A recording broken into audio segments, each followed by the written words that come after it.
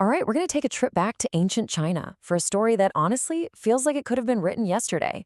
It's all about a scholar named Mo Yu and his journey from being this incredibly cynical guy to finding real inner peace. And believe it or not, it might just hold a key for how we deal with our own modern anxiety. So get this. This was basically Mo Yu's catchphrase. His whole outlook on life boiled down to this one single question. Is there any justice in this world? And that's where we begin our story, inside a mind that was totally trapped in a loop of complaint. So, who exactly was this Moyu guy? Well, he lived in a time that was actually pretty prosperous, but somehow he managed to find something to be miserable about everywhere he looked. You could almost call him a professional cynic, a real expert in seeing the absolute worst in every single thing. And look, this wasn't just about seeing the glass as half empty. Oh no. Moye was actively rewriting reality inside his own head to fit his miserable story. His neighbor gets rich, couldn't be hard work, had to be dumb luck. He fails an exam, it's not because he didn't study, it's because the world is unfair. This constant twisting of the facts, it became his own personal prison. This image, man, it just gets to the heart of it, doesn't it? His mindset wasn't just some quirky personality trait, it was causing him deep, genuine suffering. Just try to imagine what that feels like. A mind like a cold, damp well where every negative thought just falls in and gets stuck in the muck. But you know how these stories go. Every transformation needs a spark, a catalyst. And for Moyu, it showed up in a way he completely brushed off at first, in the form of a sleepy old monk selling a ridiculously thin book. Being the ultimate cynic, Moyu just scoffed when he saw the title Spiritual Diffuser. I mean, seriously? It sounds like some kind of ancient self-help gimmick. But it was only one coin. He figured, what the heck, and paid the monk, expecting absolutely nothing. So he opens it up and what does he find? Not some profound hidden wisdom, not some complex philosophy, just one single phrase printed over and over and over again. His very first thought? This will be perfect to prop up the wobbly leg on my table. He had no idea this simple little phrase was about to save his life. So the universe decided to test this useless book a lot sooner than he could have ever imagined. Moyu's on a journey to the capital, and all his abstract complaints about how unfair the world is, they're about to get terrifyingly real. So picture this. Moyu is on this lonely mountain pass, and bam, he's ambushed. He's a poor scholar, so he's got nothing on him worth stealing. The bandits don't care. They tie him up. And in that moment of just absolute bottom-of-the-barrel desperation, with nothing left to lose, he remembers the book, and he just starts chanting. The bandits are just completely thrown off. They were expecting him to scream, to beg for his life, anything but this. To them, it just sounds like he's either lost his mind or he's trying to signal his buddies with some kind of secret code. But see, Moyu isn't even thinking about them anymore. He's just chanting.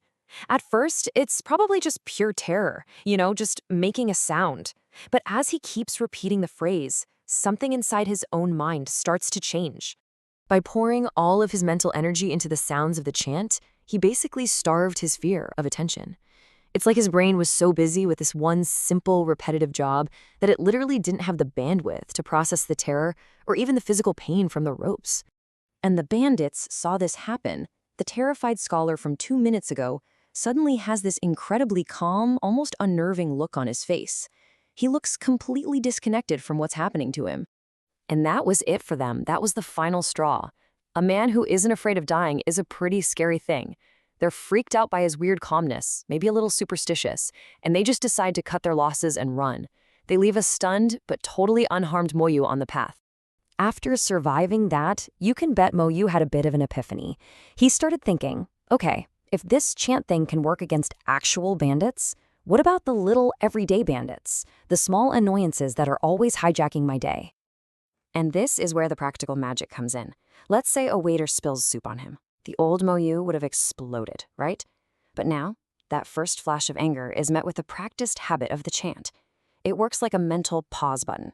It creates this tiny little space between what happens and how he responds.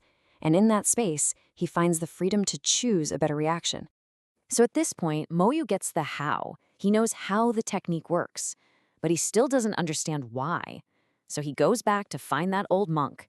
But this time, he's not a skeptic. He's a genuine student, looking for the deeper lesson. And the monk introduces him to this incredible concept, Zixing Guangming, which you can translate as inherent light. He explains that things like peace, wisdom, and compassion, they aren't things you have to go out and get. They're already inside you, like a flame that's always burning. The monk uses this absolutely beautiful analogy to make it all click. He says our true self, our core, is a bright flame.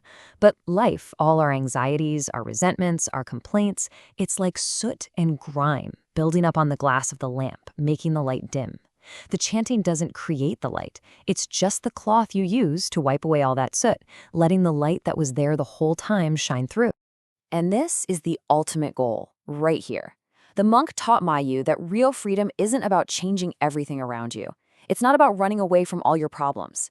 It's about building an inner stability so solid that you can be right in the middle of chaos and still feel a deep, unshakable sense of peace.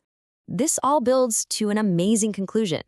After all this time spent polishing his own inner lamp, Moyu's final test was to see if that light could actually help illuminate the darkness for other people too. When a plague swept through his town, the overwhelming response, as you'd expect, was just pure fear. Most people hid in their homes or just fled. But Moyu, the guy who used to complain about everything, he stayed. He actually organized a small group of volunteers, not because he wasn't afraid, but because his practice had taught him how to act from a place of compassion instead of a place of panic. So what this ancient story really gives us is this powerful toolkit for our own modern minds. This practice that Moyu learned, it really is like a pause button for our knee-jerk emotional reactions. It's a cleanser for all that daily grime of negativity and anxiety. And maybe most importantly, it's like a compass that always points us back to that calm, wise center that's already inside of us. And that, right there, is the most powerful takeaway from Moyu's entire journey. Peace isn't something you have to find or earn or climb a mountain to discover. It's not out there somewhere. The tool to access it, the ability to wipe away the soot and let your own light shine, that's something you're carrying with you right now. The light has always been in your pocket.